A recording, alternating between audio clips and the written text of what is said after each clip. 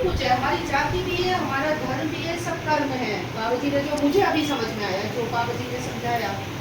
और दूसरा क्या है कि सबसे बढ़कर जो हम सफल असफल या हम बढ़ पाते नहीं बढ़ पाते हैं, तो वो कर्म ही तो हमारे आत्मबल है, आत्मविश्वास है। जब हम कर्म एक अच्छे कर्म करते हैं तो आप हमेशा एक अनुभव करेंगे कि आपको ये नहीं कभी कहीं पे जाने में लगेगा कि अरे हमारी कौन सी जाति, हमारा कौन सा धर्म है, हम अमीर हैं या नहीं है, हम अमीर कभी मन में नहीं आएगा।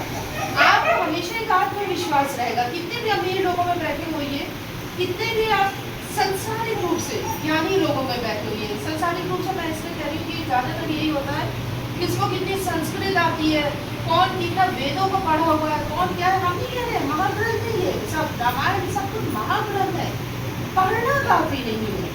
लोग उसको पढ़ के या संस्कृत केवल बोल के वो उनको ये होता है कि हम बहुत ज्ञानी है, लेकिन जब तक हमने उसको अपने अंदर नहीं लिया, जब तक हमने कर्म का रूप नहीं लिया, जब तक उसको अपना जीवन ही नहीं बना लिया, तब तक वो आत्मविश्वास आप देखेंगे ज्ञानी लोगों में भी नहीं होता। तो आप उनके भी पीछे बैठ जाएंगे और तभी आप लोग जब प्रचार को जाते हैं तो आप लोग इतने अच्छे, भगवान आपसे उत्तर भी दिलाते हैं उनको, आत्मा को एक जागृत करने वाले उत्तर। तो ये मतलब कर्म ही हमारा आत्मविश्वास और आत्मबल भी है। तो ये बहुत अभी अच्छा लगा।